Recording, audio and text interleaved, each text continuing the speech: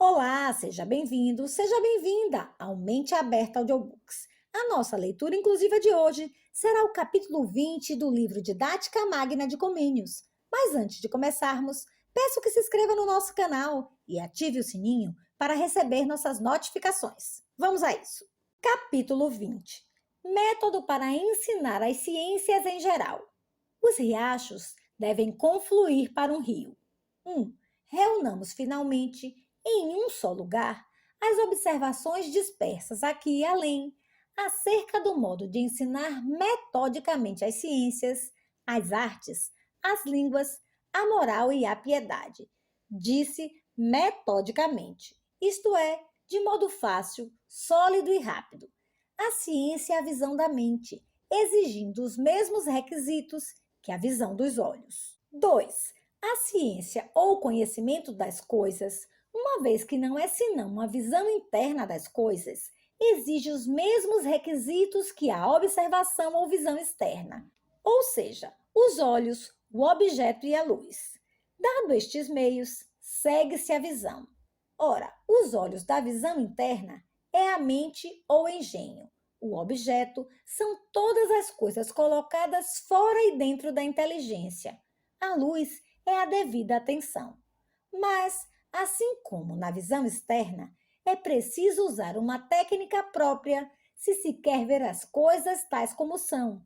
Assim também na ciência, é preciso usar um método próprio a fim de que as coisas se apresentem à inteligência, de modo que esta as aprenda e conheça com prontidão e certeza. 3. Em resumo, devem proporcionar-se ao adolescente que deseja penetrar a fundo as partes mais intrincadas das ciências as 4 condições seguintes: 1. Que tenha puros os olhos da inteligência. 2. Que os objetos lhe estejam próximos. 3. Que preste atenção. E então, 4. Que se lhe ofereçam as coisas que estão relacionadas com outras coisas, com o devido método. Assim, compreenderá tudo bem e depressa. 1. Como conservar puros os olhos da mente. 4. Não está nas mãos de ninguém receber uma inteligência dotada destas ou daquelas qualidades. Deus, em seu beneplácito, distribui estes espelhos da mente, estes olhos interiores. Está, todavia, em nosso poder não permitir que estes nossos espelhos se embaciem de pó e percam o seu brilho. São pó as ocupações ociosas, vãs e inúteis da mente. Com efeito, o nosso espírito está em contínuo movimento como uma mó que gira. Aqui, os sentidos externos, seus habituais ministros, fornecem constantemente matéria, tomada de qualquer parte, mas a maioria das vezes, a não ser que a razão, suprema inspetor, esteja bem atenta, fornecem-lhe coisas vãs, ou seja, em vez de trigo e cevada, fornecem-lhe folhelhos, palha, areia, desperdícios e coisas semelhantes. E então acontece como na mó. Todos os buracos se enchem de pó. Preservar, portanto, a nossa mão interior, a mente, que é também um espelho, da poeira, significa habituar sensatamente a juventude às coisas honestas e úteis, mantendo-a afastada das ocupações frívolas. 2. Como aproximar os objetos. 5. Ora, para que o espelho reflita bem os objetos, em primeiro lugar, é necessário que os objetos sejam sólidos e evidentes, e, em segundo lugar, que esses mesmos objetos sejam apresentados aos sentidos. Com efeito, a neblina e outras coisas semelhantes, pouco consistentes, não brilham e refletem-se demasiado debilmente no espelho, e as coisas afastadas não se refletem de modo algum. Portanto, os objetos que se quer fazer conhecer à juventude devem ser coisas, não sombras de coisas, e coisas sólidas, verdadeiras e úteis, que produzam boa impressão nos sentidos e na imaginação, e produzi-la-ão se aproximam tanto que os impressionem. Tudo por meio da ação direta da vista. 6. Por isso, seja para os professores regra de ouro.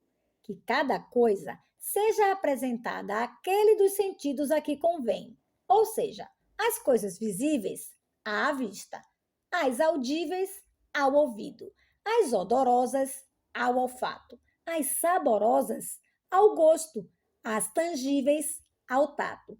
E se algumas podem, ao mesmo tempo, ser percepcionadas por vários sentidos, sejam colocadas ao mesmo tempo diante de vários sentidos, como se disse no capítulo 17, fundamento 8.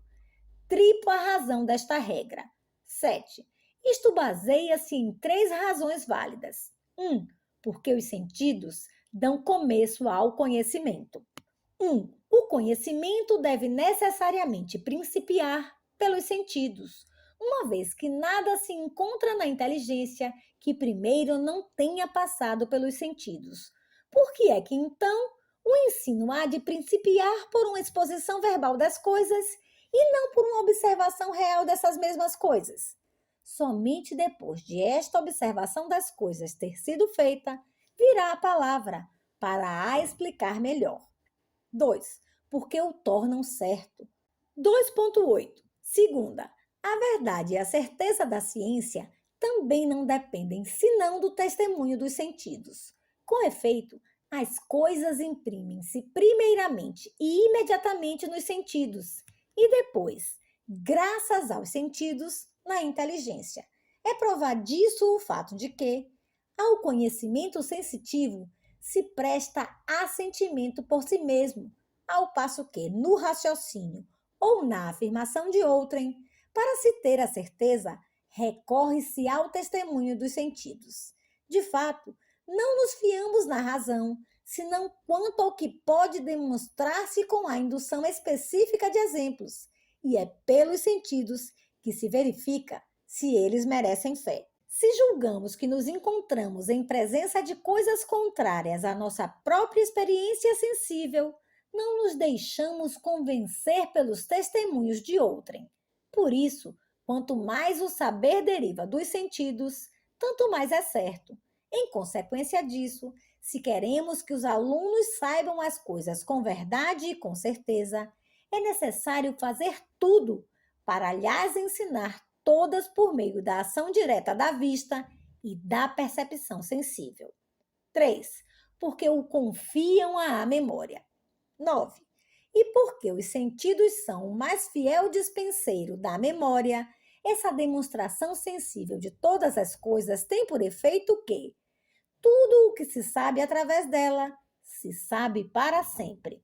Com efeito, se ainda que uma só vez saboreei o açúcar, se alguma vez vi um camelo, se alguma vez ouvi cantar um rouxinol, se alguma vez estive em Roma e a visitei, com a necessária atenção bem entendido, estas coisas aderem fixadamente à memória e não podem desprender-se.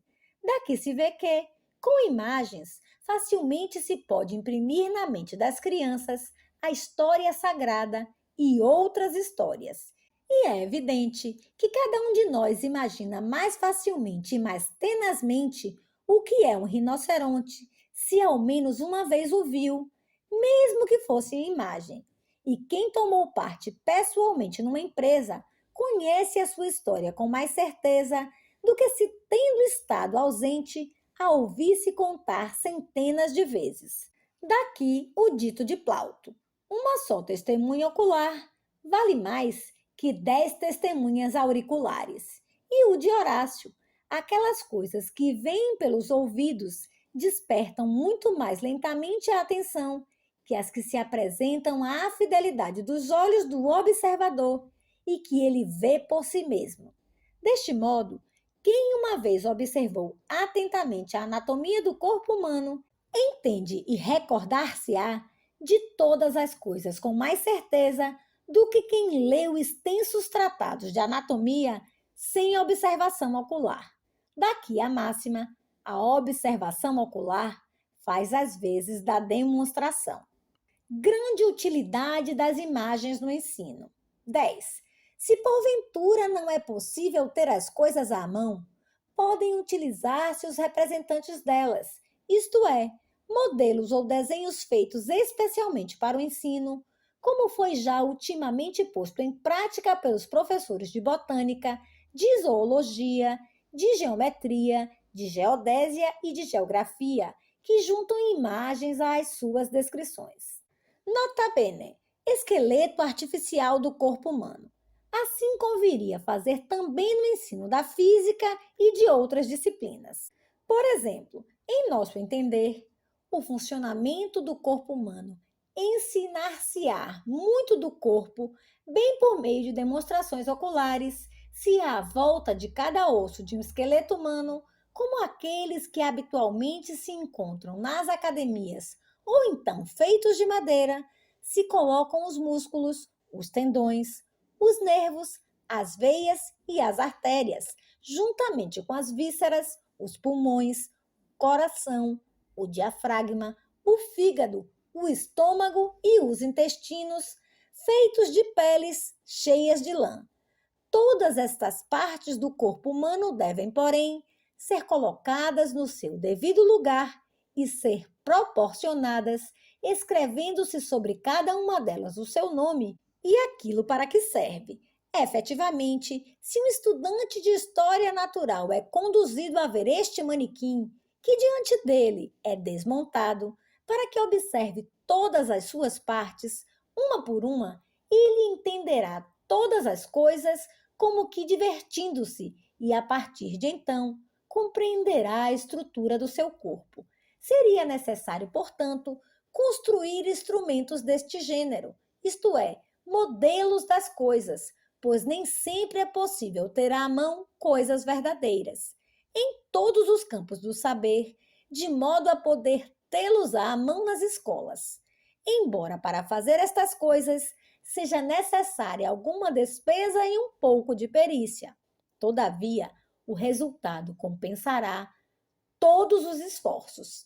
Se todas as coisas podem ser apresentadas aos sentidos. 11. Se alguém duvidasse que todas as coisas, mesmo as espirituais e ausentes, as quais se encontram ou acontecem no céu ou nos abismos, ou nas regiões ultramarinas, podem deste modo ser submetidas aos sentidos, lembre-se que, por obra da divina providência, todas as coisas foram feitas com perfeita harmonia, de modo que as coisas superiores podem ser representadas por meio das inferiores, as ausentes por meio das presentes e as invisíveis por meio das visíveis, como demonstra com suficiente clareza o macromicrocosmos de Roberto Flutus, o qual mostra artificialmente como se geram os ventos, as chuvas e os trovões.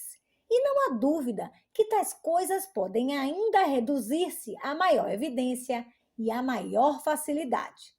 3. Em que consiste a luz da atenção? 12. O que dissemos refere-se à apresentação dos objetos aos sentidos. Falemos agora da luz, pois se ela falta, é em vão que se colocam os objetos diante dos olhos.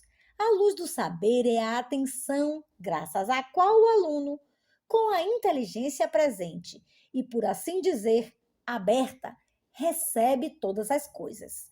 Com efeito, assim como às escuras e com os olhos fechados ninguém vê seja o que for, mesmo que o objeto se encontre muito perto dos olhos, assim também, se diz ou se mostra qualquer coisa a quem não está atento, ela passar-lhe-á desapercebida aos sentidos, como se ver acontecer àqueles que, distraídos por outros pensamentos, não se apercebem de muitas coisas que sucedem na sua presença. Portanto, do mesmo modo que quem quer mostrar a outro durante a noite uma coisa, deve necessariamente acender a lâmpada e espevitá-la muitas vezes, para que dê uma luz clara, assim também o professor, se quer iluminar com o conhecimento das coisas um aluno circundado pelas trevas da ignorância, a primeira coisa que tem que fazer é despertar nele a atenção, a fim de que a mente, sedenta das coisas, beba aquilo que se lhe ensina. O modo como isto deve ser feito, mostramo-lo no capítulo 17 e no capítulo 19. 4. Que exige o método de apresentar as coisas por meio de uma luz clara. 13. Ainda relativamente à luz, deve falar-se agora do modo ou do método de apresentar os objetos, de tal maneira aos sentidos que eles produzam uma impressão duradoura. Faremos bem decalcando o processo deste método sobre a técnica da visão externa. Ora, quando se quer ver uma coisa bem vista, é necessário 1. Colocá-la diante dos olhos. 2. Não demasiado longe, mas à distância conveniente. 3. Não de lado, mas em frente dos olhos. 4. E não invertendo ou pondo de través a face da coisa, mas mantendo-a direita. 5. De modo que os olhos possam, de um só golpe, abrangê-la toda. 6. E depois examinar cada uma das partes separadamente. 7. Seguindo uma ordem metódica desde o princípio até ao fim. 8. Insistindo depois no exame de cada parte. 9. Até que todas as particularidades sejam bem distinguidas, graças à percepção das diferenças. Observando devidamente estas regras, a visão realiza-se adequadamente, mas basta esquecer uma para que ela deixe de se realizar ou se realize mal. Esclarece-se o assunto com um exemplo. 14. Por exemplo, se alguém quer ler uma carta que lhe foi enviada por um amigo, é necessário 1. Que a apresente aos olhos, pois, se não a vê, como pode lê-la? 2. Que a aproxime dos olhos a uma distância adequada. A demasiada distância, a vista não distingue. 3. Que a ponha de frente. O que se vê de través, vê-se confusamente. 4. Que a coloque direita diante de si. Efetivamente, se apresenta aos olhos uma carta ou um livro do invés ou de través, quem os poderá ler?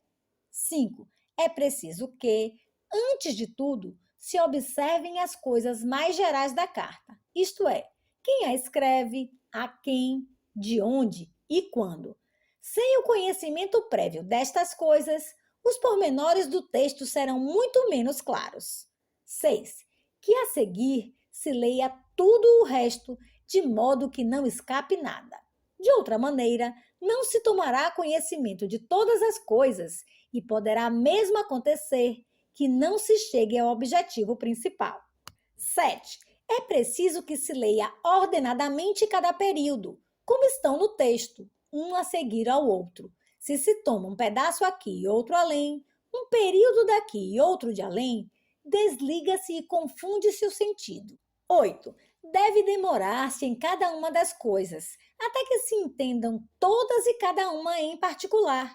Efetivamente, se dá à carta apenas uma rápida olhadela, facilmente qualquer coisa de útil passará despercebida à mente. 9. Finalmente, tomado o conhecimento de todas as coisas, preste-se atenção à diferença entre umas coisas e outras, mais ou menos necessárias. Aplicação à arte de ensinar as ciências por meio de 9 regras. 15. Destas observações, resultam para os que ensinam as ciências 9 regras muito úteis. 1. Regra: ensine-se tudo o que se deve saber. Efetivamente, se não oferecem ao aluno aquelas coisas que ele deve saber, de onde as virá a saber? Abstenham-se, portanto, os professores de manter qualquer coisa escondida dos alunos, quer intencionalmente, como fazem habitualmente os invejosos e os desleais, quer por negligência, como costumam fazer aqueles que querem terminar o seu trabalho o mais cedo possível. Nestas coisas é necessário a boa-fé e o zelo. 2. Regra 16. Tudo o que se ensina, ensine-se como coisa do mundo de hoje e de utilidade certa. Isto para que o aluno veja que aquilo que aprende não são coisas vindas do país da utopia ou das ideias de Platão, mas coisas que verdadeiramente estão à nossa volta e cujo conhecimento perfeito é realmente útil para a vida. Assim, a mente lançar-se-á a elas com maior ardor e discerni-las com maior exatidão. 3. Regra 17. Tudo o que se ensina, ensine-se de uma maneira direta e não com rodeios. Efetivamente, vemos as coisas diretamente e não de través, quando não somente as vemos, confusa e obscuramente, mas as apreendemos com a vista. Seja qual for a coisa, coloque-se diante dos olhos do aluno, fazendo-lhe ver a sua essência nuamente e não por meio de subterfúgios, de palavras, de metáforas, de alusões e de hipérboles, figuras de retórica que só se usam para engrandecer ou diminuir as coisas já conhecidas, para as louvar ou rebaixar, mas não para as fazer conhecer. Trata-se aqui de enfrentar as coisas diretamente. 4. Regra 18. Tudo o que se ensina, ensine-se tal qual é e acontece, isto é, pelas suas causas. Com efeito, o conhecimento é perfeito quando as coisas se conhecem tais quais são, pois se são conhecidas de modo diverso do que são, o conhecimento não é verdadeiro conhecimento, mas erro. Toda coisa é tal como foi feita, pois se é diferente de como foi feita, deve entender-se que foi alterada. Ora, toda coisa é feita pelas suas causas. Logo, explicar as causas das coisas é ensinar a verdadeira ciência da coisa, segundo a máxima que diz: saber é conhecer uma coisa pelas suas causas. Além disso, a causa é o guia da mente. As coisas serão, portanto, conhecidas melhor, mais facilmente e com maior certeza, se forem conhecidas como estão feitas. Do mesmo modo que, a quem quer ler uma carta, esta deve ser oferecida segundo a posição em que está escrita, pois ler uma carta ao invés ou de través é difícil. Igualmente, se explica uma coisa como ela acontece, será entendida facilmente e com segurança. Se, ao contrário, ela é explicada, colocando em primeiro lugar o que aconteceu em segundo lugar e mudando de vários outros modos a ordem natural, com toda a certeza que se mergulhará o aluno na confusão. Portanto, o método didático deve seguir a ordem das coisas. Primeiro, as que aconteceram primeiro. Depois, as que aconteceram depois. 5. Regra: tudo o que se oferece ao conhecimento, ofereça-se primeiro de modo geral e depois por partes.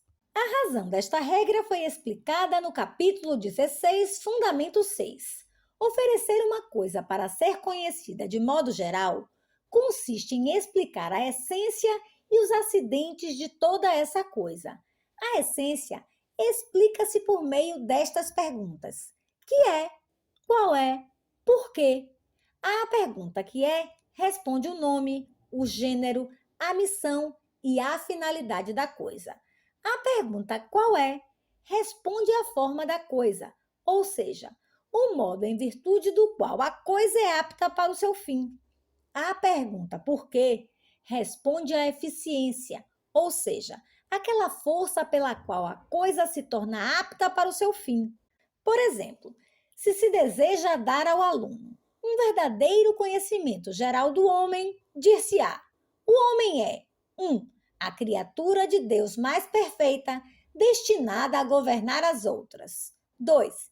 Enriquecida com o dom de escolher e de fazer livremente qualquer coisa. 3. E por isso, dotada da luz da razão, para que possa regular sabiamente as suas escolhas e as suas ações. Este é um conhecimento geral do homem mais fundamental, pois enuncia todas as coisas necessárias acerca do homem. Se quiser a estas coisas, poderá acrescentar-se certos acidentes, também de caráter geral, como por quem foi feito, onde teve origem, quando, etc. Feito isto, é preciso estudar as partes do homem, o corpo e a alma, decompondo o corpo por meio da anatomia dos membros e explicando a alma por meio das faculdades que a constituem, etc. Tudo isto deve ser feito com a devida ordem. 6. Regra 20. Conheçam-se todas as partes da coisa, mesmo as mais pequeninas, sem omitir nenhuma, respeitando a ordem, a posição e as relações que umas têm com as outras. Com efeito, nada é inútil e, por vezes, é precisamente na parte mais pequenina que reside a força das partes maiores. E sabido que, no relógio, uma só rodinha partida, torcida ou deslocada, pode fazer parar toda a máquina. E, se a um corpo vivo se tirar um só membro, pode tirar-se-lhe a vida. E muitas vezes, no contexto de um discurso, a mais pequenina palavra, como uma preposição ou uma conjunção, modifica e até inverte todo o sentido. E assim acontece em todas as coisas. O conhecimento perfeito de uma coisa obtém-se, portanto, conhecendo todas as suas partes e sabendo o que é e para que serve cada uma delas. 7. Regra 21. Ensine-se todas as coisas sucessivamente e, durante o mesmo tempo, não se ensine senão uma coisa só. Com efeito, assim como a vista não pode, ao mesmo tempo, voltar-se para 2 ou 3 objetos, se não dispersamente e confusamente, é evidente que quem ler um livro não pode olhar para 2 páginas ao mesmo tempo, nem mesmo para 2 linhas, embora estejam próximas uma da outra, nem sequer para 2 palavras e nem até para 2 letras, mas olha para elas sucessivamente, uma após a outra. Assim também a mente não pode especular senão acerca de uma só coisa durante o mesmo espaço de tempo. Proceda-se, portanto, distintamente de uma coisa para outra, para que as inteligências não sejam obstruídas. 8. Regra 22. Insista-se sobre cada matéria até que ela seja perfeitamente compreendida. Nada acontece num instante, pois tudo o que acontece, acontece graças ao movimento, e o movimento implica a sucessão. Deve, portanto, demorar-se com o aluno em qualquer parte do saber, até que a tenha aprendido bem e saiba que a sabe. Conseguir-se-á isso inculcando, examinando e repetindo, até que as coisas estejam bem fixas na mente, como mostramos no capítulo 18, Fundamento 10. 9. Regra 23. Ensine-se bem as diferenças das coisas, para que o conhecimento de todas as coisas seja distinto. Está contida uma grande verdade nesta máxima famosa: quem distingue bem, ensina bem. Efetivamente, a multidão das coisas perturba o aluno e a variedade confunde-o, a não ser que se utilizem remédios. No primeiro caso, o remédio será a ordem, de modo que se ensine uma coisa após outra. No segundo caso, será a consideração atenta das diferenças, de modo que se torne sempre manifesto qual a diferença que vai de uma coisa a outra. Apenas este processo fornece um conhecimento distinto, claro e certo, porque não só a variedade, mas também a verdade das coisas depende das diferenças, como anunciamos acima no capítulo 18, Fundamento 6. As ciências que se ensinam nas escolas devem ser adornadas com este método. 24. Mas, por que não é dado a todos poder exercer o ofício de professor? Com tudo o que ele exige de destreza, é necessário submeter todas as ciências que se ensinam nas escolas a estas regras do método, a fim de que o ensino não descarrile e não falhe no seu objetivo. Efetivamente, se estas regras se fixam e se observam estritamente, será impossível que um jovem, introduzido no teatro do universo, não seja capaz de penetrar com a sua agudeza toda a magnificência das coisas ali expostas.